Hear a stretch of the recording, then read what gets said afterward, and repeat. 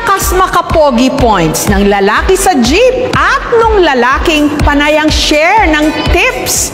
Ang viral pogi ngayon, ang kwento ng binatang ito na ipinagmamalaking bumuwapo raw siya kahit hindi siya niretoke.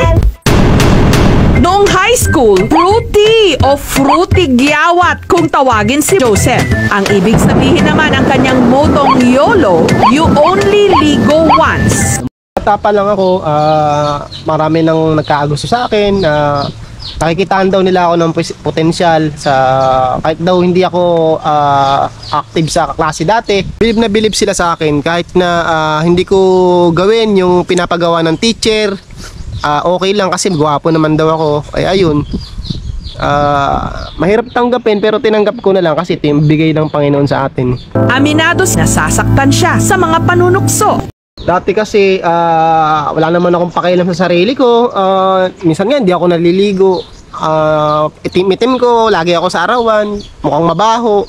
Ayun, wala naman ako dating pakialam hanggang sa nag-grow up na lang ako. Hindi ko napapansin na meron pala akong magandang itsura na maraming talagang mag-aagusto. Nagka-love life naman daw siya pero hindi nagtagal. Noon, miniligawan naman akong babae, sinagot naman niya ako. Kaso nakahanap siya ng mas pogi sa akin.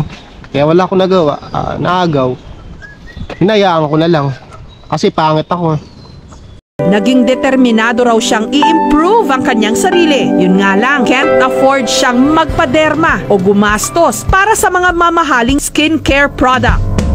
Ang sabon na kanyang ginagamit, kung ano na lang daw ang makita sa kanilang banyo. Dinalasan na rin daw niya ang paliligo at paghihilod at nag-gym. Simula noon, natuto na ako mag-ayos sa sarili ko. Naliligo na ako araw-araw, nagsasabon, hanggang sa marami na ulit nagkaagusto sa akin. Tapos ang ilang taong pagpapapogi.